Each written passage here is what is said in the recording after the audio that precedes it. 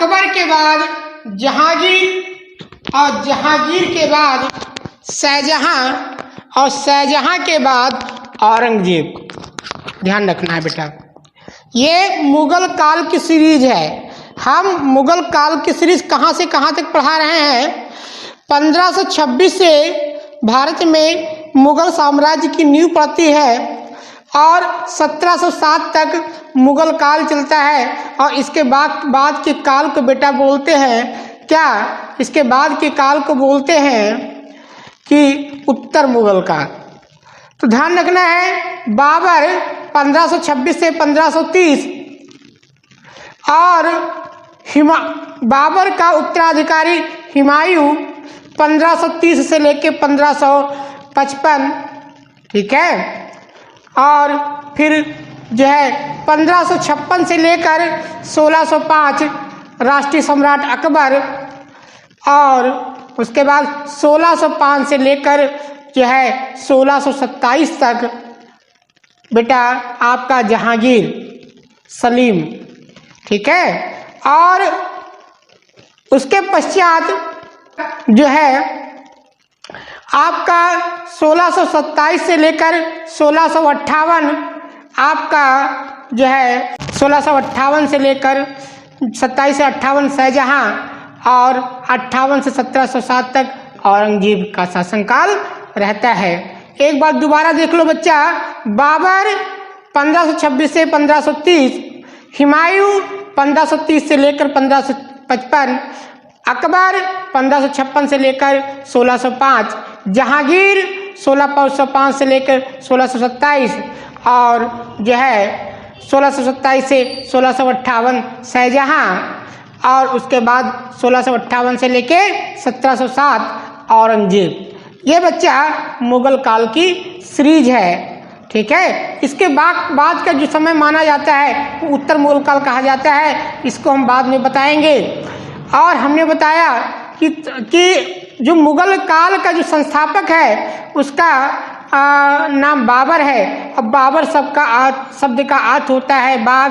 जन्म 1400 फरवरी 1483 को हुआ और पिता का नाम उमर शेख और पिता वंश से तैमूर का 5वां वंश था बाबर।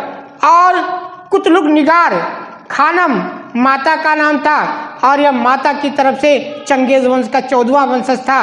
और बाबर का जो वंश था चंगताई वंश था और ये तुर्की वंश हुआ करता था। शासक वह 11 वर्ष की अवस्था में 1194 में दादी अहिंसा दौलत बेगम के सहयोग से गद्दी पर आसीन हुआ। और जिस समय ये गद्दी पर आसीन हुआ उस समय बाबर की जो राजधानी हुआ करती थी बेटा अंदीजान हुआ करती थी। और बाद में इस राजधानी का नाम बदलकर क्या कर दिया, अक्सी कर दिया। उसके बाद बात करते हैं बाबर की जो है पैतृक पृष्ठभूमि की। नाना यूनुस खान, नानी अहमान दौलत बेगम, दादा अरशद मिर्जा और दादी अहिंसा दौलत बेगम, चाचा अहमद मिर्जा और मामा महमूद खां और गुरु उदयदुल्ला अहरार, ठीक है। और बाबर ने अपने जीवन में जो उपाधियां धारण की वो निम्न प्रकार थी। हजरत की उपाधि, हजरत फिरदौसी की उपाधि धारण की, मकानी की उपाधि धारण की और खखान की उपाधि धारण की, कलंदर की उपाधि धारण की और गाजी की उपाधि धारण की। ध्यान रखना है, हम युद्धों के पश्चात बताएंगे किस युद्ध के बाद बाबर ने कौन सी उपाधि धारण की। ध्यान रखना है। कुछ इतिहासकारों ने इसे जीवनी लेखकों का राजकुमार कहा है और आजीविका खोजने वाला सैनिक कहा है। इनमें से रसबुक विलियमसन ने भारत में साम्राज्य निर्माता की संज्ञा बाबर को दी है और डेनिसन रॉस ने मैकवेली के समान बाबर को बताया है। बात करते हैं कि बाबर ने जो है बाबर ने तैमूर की राजधानी समरकंद पर आक्रमण क्यों किया। 111 साल की एक बुढ़िया ने बाबर को तैमूर लंग की कहानी सुनाई और जिसके बाद बाबर जो है तैमूर से बहुत प्रभावित हुआ और उसने क्षण यह निर्णय लिया कि वह तैमूरों की राजधानी समरकंद पर आक्रमण करेगा और उसने 3 बार से जो है क्या किया बच्चा, आक्रमण किया भी। और 1497 में उसने पहली बार समरकंद को जीता, मगर 100 दिन ही शासक बना रहा। उसके बाद दूसरी बार उसने 1501 में समरकंद को जीता, वह 8 महीने तक शासन करता रहा। तीसरी बार उसने क्या किया, 1502 में समरकंद को जीता। परंतु ये जो इसकी विजय थी वह अस्थायी विजय थी। इतिहासकार फरिश्ता लिखते हैं कि बाबर ने रमजान का त्यौहार कभी 2 बार एक स्थान पर नहीं बनाया। यानी कहने का मतलब है बाबर जो है भागता रहा, दौड़ता रहा।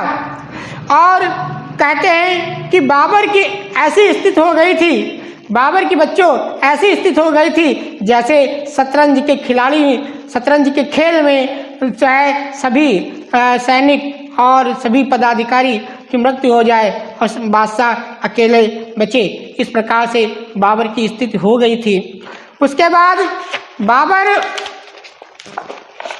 क्या किया, 1887 में अपने को क्या किया, घोषित किया कि वो क्या करेगा, भारत पर आक्रमण करने का प्रयास करेगा। परंतु कुछ स्थितियों के कारण वह भगौड़ा जैसा जीवन व्यतीत करता रहा और उसने किया भी। मुगलों की जो विरासती उपाधि थी बेटा, वो मिर्जा हुआ करती थी। विरासती उपाधि जो थी वो मिर्जा हुआ करती थी। ठीक है, बाबर ने समरकंद को जीतने के बाद अपनी पैतृक उपाधि मिर्जा धारण की। ठीक है, पैतृक उपाधि क्या की, मिर्जा धारण की। 1507 के बाद बाबर की सहायता जो है ईरानी शासक इस्माइल ने की और बाबर जो है शाह इस्माइल का दोस्त बन गया।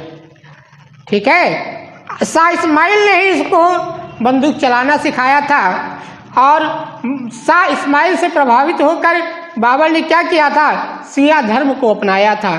ठीक है, और वेशभूषा धारण की थी।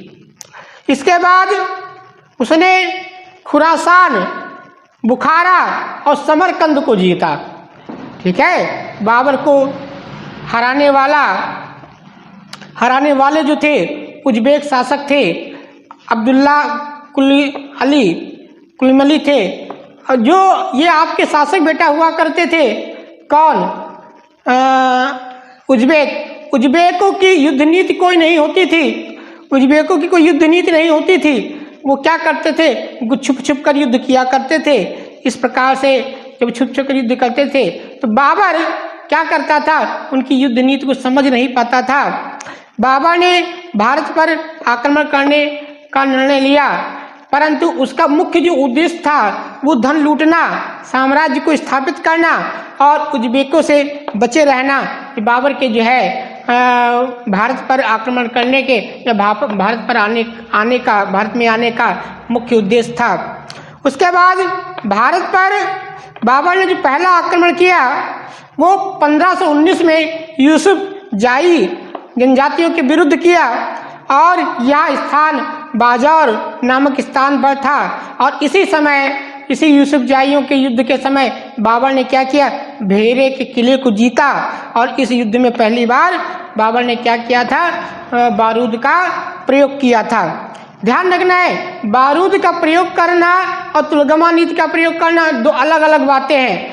बाबर ने बारूद का सबसे पहला प्रयोग जो है यूसुफ जाइयों के विरुद्ध में किया था बेटा, यूसुफ जाइयों जनजातियों के विरुद्ध में किया था।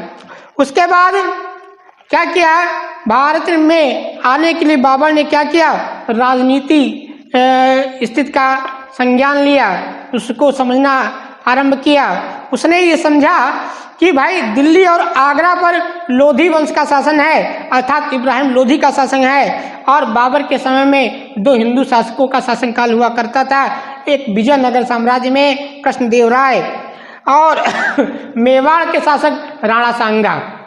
कहते हैं कि बाबर के समय में सबसे जो शक्तिशाली शासक था बच्चों वो यही था, कौन, आपका कृष्णदेव राय। ध्यान रखना है, लोकप्रिय विद्वान तेनालीराम किसके दरबार में था? तो ध्यान रखना है, कृष्णदेवराय के दरबार में था। भारत पर आक्रमण करने के लिए दौलत खान लोधी, दिलावर खां और राणा सांगा ने क्या किया? भारत पर जो है निमंत्रण पत्र किसको भेजा? बाबर को भेजा। मगर इन तीनों को ये मालूम नहीं था कि भारत पर जब बाबर आक्रमण करेगा तो साम्राज्यवादी नीति को अपनाएगा। बाबर ने अपना राजदूत जो है मुल्ला मुर्शीद को दिलावर खां लोधी के दरबार में भेजा और कहा कि तैमूरों द्वारा जीते गए साम्राज्य सब वापस कर दे। तो इससे दिलावर खां जो है नाराज हो गया और उसने क्या किया बेटा, जो है बाबर द्वारा भेजे गए मुल्ला मुर्शीद नामक राजदूत की हत्या कर दी। इससे क्या हुआ? बाबर बहुत जो है नाराज हो गया। अब देखो क्या हुआ, इसके बाद बाबर ने भारत पर आक्रमण करने का निर्णय बच्चों ले लिया। 21 अप्रैल 1526 को हरियाणा के पानीपत के मैदान में बाबर और इब्राहिम लोधी के मध्य जो है युद्ध हुआ और इस युद्ध में क्या हुआ? ग्वालियर के शासक विक्रमजीत सिंह ने इब्राहिम लोधी की सहायता की और इब्राहिम लोधी के पास उस समय बच्चा 1 लाख सैनिक थे, जबकि बाबर के पास मात्र 12,000 सैनिक थे और 1200 गाड़ियां थीं। 1200 गाड़ियों का होना अथवा तुलगमा नीति का प्रयोग करना बाबर की सफलता का मुख्य कारण था। ठीक है, बाबर की सफलता का मुख्य कारण था। इस युद्ध के बाद बाबर ने कलंदर की उपाधि धारण की और कलंदर का अर्थ होता है उदार का। ध्यान रखना है, कलंदर की उपाधि धारण की और दो प्रकार के सिक्के चलवाए। एक आपका शाहरुखी सिक्का जिसको जो चांदी का हुआ करता था, दूसरा बाबरी सिक्का जो कंधार जो है में चलाया। इस युद्ध में तुलगमा नीति का प्रयोग किया और उस्मानी, रूमी और उज़्बेक नीति का बाबर ने इस्तेमाल किया। बाबर के 2 प्रमुख तोपची थे, ठीक है, जो तोपों की देख रखाव क्या करते थे। उनके नाम थे उस्ताद अली और मुस्तफा खां। क्या नाम था बच्चा? जो है उस्ताद अली और मुस्तफा खां 2 सैनिक हुआ करते थे। इब्राहिम लोधी को पानीपत के मैदान में जो है उसकी हत्या कर दी गई। बाबर ने उसकी हत्या पानीपत के मैदान में ही कर दी और वहीं पर क्या किया? इब्राहिम लोधी का मकबरा बनवा दिया। और इसके बाद विजय के बाद उसने जो है धन्यवाद देते हुए उसने क्या किया? जो है निजामुद्दीन औलिया से मिलने गया, कुतुबुद्दीन बख्तियार काकी से मिलने गया और तुगलकाबाद गया। इस प्रकार से बाबर अपने में क्या हुआ? बहुत प्रसन्न हुआ। परंतु क्या था कि जो है बाबर जब इब्राहिम लोधी के साथ युद्ध कर रहा था बच्चों, बाबर जब इब्राहिम लोधी के साथ बच्चा युद्ध कर रहा था तो ध्यान रखना है, बाबर जब इब्राहिम लोधी के साथ युद्ध कर रहा था तो उसने सोचा कि इब्राहिम लोधी के पास 1 लाख की सेना है और सहयोग ले लिया जाए। किसका? खानवा के शासक किसका? राणा सांगा का। तो राणा सांगा ने इब्राहिम लोधी के विरुद्ध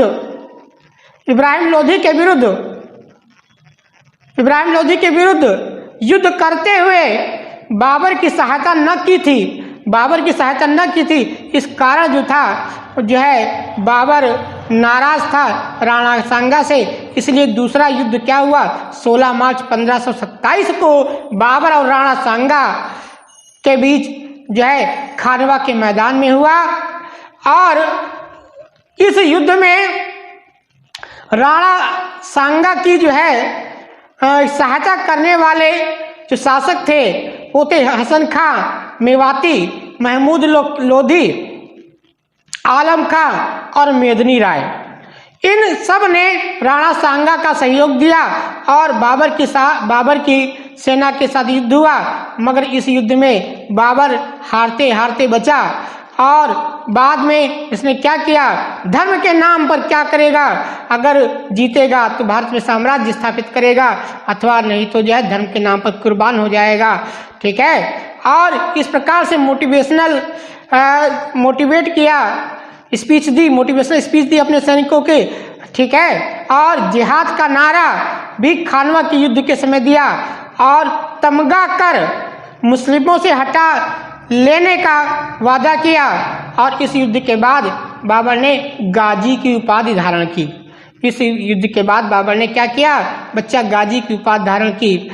ठीक है, उसके बाद अगला जो युद्ध हुआ वो चंदेरी का युद्ध हुआ 29 जनवरी 1528 को। या मेदिनी राय और बाबर के मध्य हुआ। इस युद्ध में मेदिनी राय की हार हुई और युद्ध का कारण बस इतना सा था कि शमशाबाद के स्थान पर बाबर ने चंदेरी मांगा था और उसको जो है देने से इनकार कर दिया गया था। ठीक है, उसके बाद इस युद्ध में शेर शाह सूरी ने बाबर का सहयोग किया था। पूछा जाएगा शेर शाह सूरी ने बाबर का किस युद्ध में सहयोग किया था, तो ध्यान रखना है चंदेरी के युद्ध में जो है सहयोग किया गया था। मेदिनी राय की हत्या करके जो है मेदिनी राय की हत्या करके जो है उसकी पुत्रियों का विवाह बाबर ने अपने पुत्रों के साथ करवा दिया था। और उसके बाद अंतिम युद्ध जो बच्चा लड़ा गया, ठीक है, वो घाघरा का युद्ध था 5 से 6 मई 1529 को बाबर और अफगान संयुक्त अफगान सेनाओं के मध्य। उसमें शेर शाह सूरी और नुसरत जहां और मोहम्मद लोदी थे। यह बाबर का जो था बच्चों अंतिम युद्ध था। बाबर का क्या था, अंतिम युद्ध था। और 26 दिसंबर 1530 को क्या हुआ बेटा, बाबर की मृत्यु हो गई और इसको आगरा के आराम बाग में जो है दफना दिया गया। इब्राहिम लोधी की माता के जहर देने पर बाबर की मृत्यु हो गई थी। बाद में इसे आगरा में से हटाकर काबुल में दफनाया गया।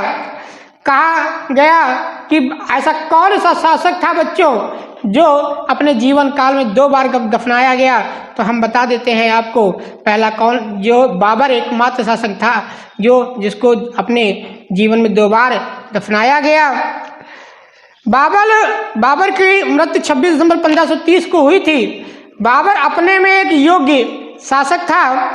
बाबर ने अपनी जो आत्मकथा है बाबरनामा अर्थात तुझके बाबरी तुर्की भाषा में स्वयं लिखी है। और सड़क मापने वाला पैमाना गजे बाबरी और मुबई यान नामक पद्य शैली का जो जनक है, ठीक है, वो बाबर स्वयं है। और बाबर ने दीवान नाम के काव्य संग्रह की रचना की। और जो है इसके ग्रंथ बाबरनामा को आपके पायंदा खां और अब्दुल रहीम खान खाना ने फारसी भाषा में अनुवाद कराया और लेडन और रॉस्किन ने उसका अनुवाद अंग्रेजी में कराया। ये बेटा बच्चों था बाबर का एक चरित्र चित्रण। इसमें से पीसीएस तक सवाल आते हैं और इसके बाद का जो टॉपिक रहेगा बेटा वो हुमायूं का रहेगा। ठीक है, इसके कुछ 3-4 पुत्र होते हैं और बाबर बहुत बड़ा साम्राज्य बना के जाता है, परंतु क्या होता है इसके आपस के भाइयों में गृह युद्ध चलता रहता है। इसलिए बाबर द्वारा हुमायूं को जो साम्राज्य दिया जाता है, हुमायूं क्या करता है उस साम्राज्य को अपने भाइयों में बराबर बांट देता है और उसके बाद उसके भाइयों का उसको सहयोग नहीं मिलता है। इस प्रकार से जो है हुमायूं हार जाता है। हुमायूं के बारे में कहा जाता है हुमायूं एक ऐसा शासक था जो जीवन भर लड़खड़ाता रहा और लड़खड़ाते हुए ही सीढ़ियों से गिरने के कारण उसकी मृत्यु हो गई। ठीक है, ये आज का लेक्चर था, इसको ध्यान रखना है।